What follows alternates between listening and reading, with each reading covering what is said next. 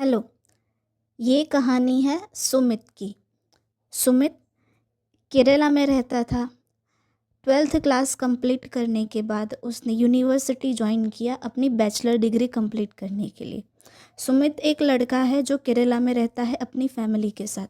अभी जस्ट उसने 12th class complete की है और वो अपनी बैचलर डिग्री करने के लिए अपने गांव के नज़दीक ही अराउंड 200 किलोमीटर दूर एक यूनिवर्सिटी है, वहाँ पे उसने अपनी बैचलर डिग्री कंप्लीट करने के लिए एडमिशन लिया था।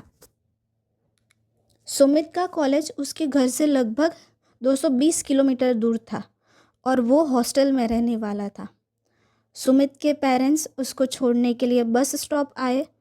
वो लोगों ने सुमित को बस में बिठाया और जैसे कि सभी इंडियन पेरेंट्स अपने बच्चे जब हॉस्टल में जाते हैं तो वो रोना धोना, उसकी मम्मी रोती है, उसकी बहन रोती है, घर वाले सब लोग रोते हैं, वैसे ही वो सब कुछ ख़त्म हुआ। उसकी फैमिली ने उसको बस में बिठाया। सुमित के पेरेंट्स और उसकी पूरी फैमिली उसको छोड़ने के लिए बस स्टॉप पे आई थी। वो लोगों ने सुमित को बस में बिठाया और बस फिर अपने टाइम से निकल गई। वो उस दिन की लास्ट बस थी, मतलब कि अब दूसरी बस दूसरे दिन सुबह होगी। जनरली गांव में ऐसा ही होता है कि बस का टाइम भी बहुत लिमिटेड होता है। हर बार ऐसा नहीं होता है कि आपको बस के रिलेटेड फ्रीक्वेंसी सारी मिलती रहेगी या फिर एक के बाद एक आपको व्हीकल मिलते रहेंगे। हर बार ऐसा नहीं होता। कुछ गांव ऐसे होते हैं जहाँ पर लिमिटेड फैसिलिटी होती है। तो वो उस दिन की लास्ट बस थी, तो फटाफट सुमित बस में बैठा और फिर बस अपने टाइम से निकल गई। वो उस दिन की आखिरी बस थी। सर्दियों की रात थी और बहुत धुंध और कोहरा था। सर्दियों की रात थी और बहुत धुंध और कोहरा था। थोड़ी दूर जाने के बाद सुमित ने देखा कि बस में सिर्फ 5 पैसेंजर ही बैठे हैं। तो पहले तो उसने सोचा कि भाई बस में सिर्फ 5 पैसेंजर क्यों बैठे हैं। फिर उसने सोचा कि शायद ये लास्ट बस है, इसीलिए ये बस में कोई ज़्यादा आता जाता नहीं है।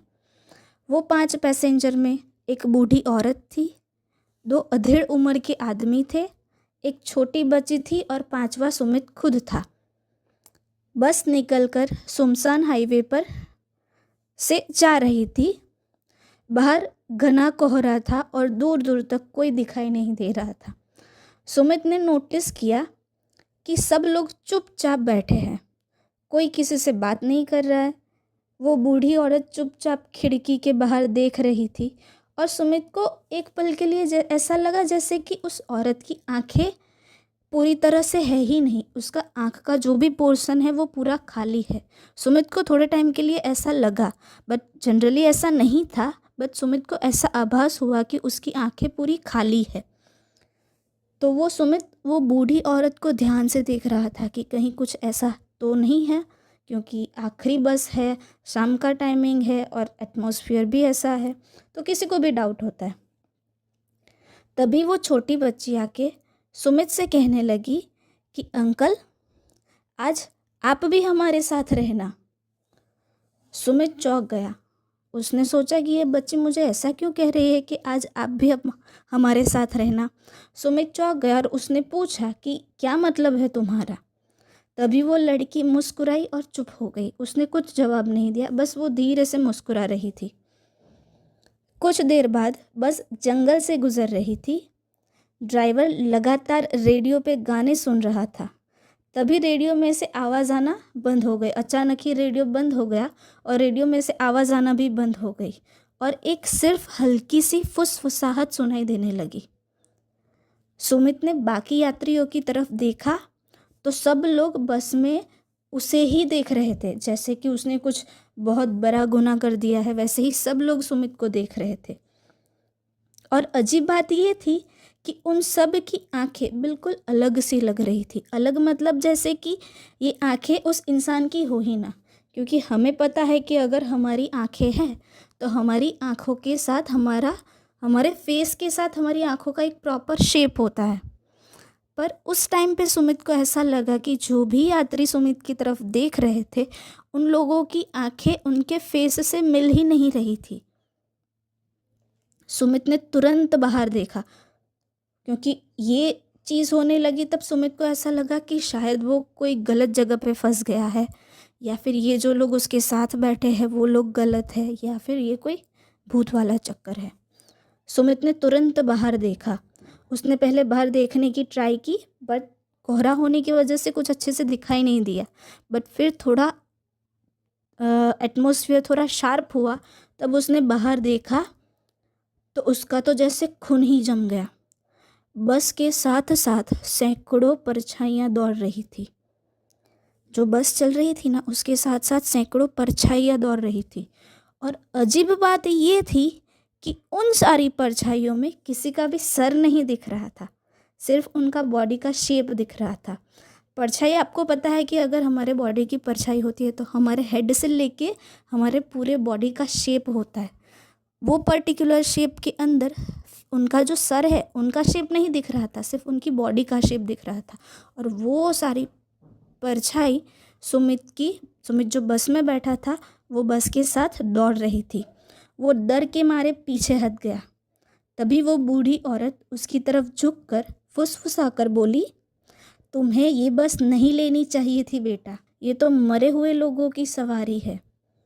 सुमित ने सब लोगों को देखा, सब लोग उसको ऐसे देख रहे थे। तभी सुमित को पता चल गया कि ये लोग शायद नॉर्मल लोग नहीं हैं। सुमित चिल्लाते हुए ड्राइवर के पास गया। सुमित ड्राइवर को चिल्ला के बोल रहा था कि ये दरवाज़ा खोलो, मुझे बस से उतरना है, मुझे उतरना है। पर ड्राइवर जैसे ऐसे बिहेव कर रहा था कि उसको सुमित की आवाज़ सुनाई ही ना दे रही हो। फिर भी सुमित चिल्ला रहा, बट ड्राइवर ने एक बार भी पीछे मुड़ के सुमित की तरफ देखा नहीं। बट ड्राइवर उसको जो मिरर है ना, वो मिरर में से सुमित को देख रहा था। सुमित ने बहुत चिल्लाया, बट ड्राइवर ने कोई रिस्पॉन्स नहीं दिया। और जैसे ही सुमित ने मिरर में देखा तो सुमित ने देखा कि उस ड्राइवर का चेहरा ही नहीं दिखाई दिया। उसके चेहरे की जगह पे सिर्फ खोपड़ी दिखाई दे रही थी। तभी सुमित को पता चला कि नहीं, ये लोग सारे नॉर्मल लोग नहीं हैं।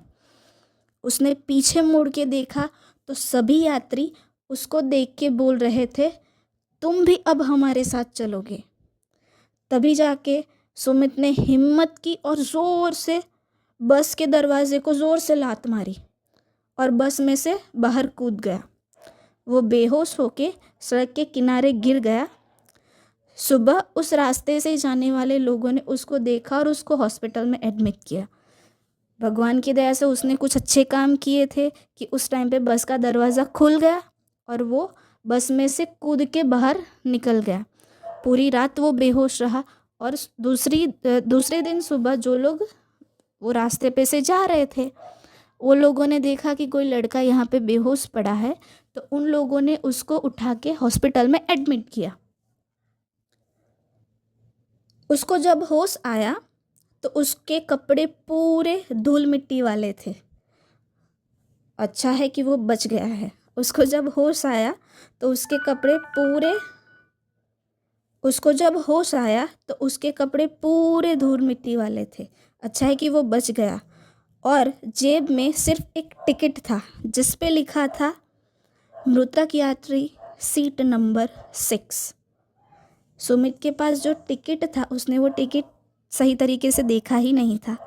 उसने वो टिकट बस ऐसे ही लेके अपनी जेब में रख दिया और वो टिकट पे लिखा था मृतक यात्री सीट नंबर 6। तो ये थी सुमित की कहानी। अगर आपको ये कहानी पसंद आई है तो प्लीज़ लाइक करें, शेयर करें और सब्सक्राइब करें। Thank you.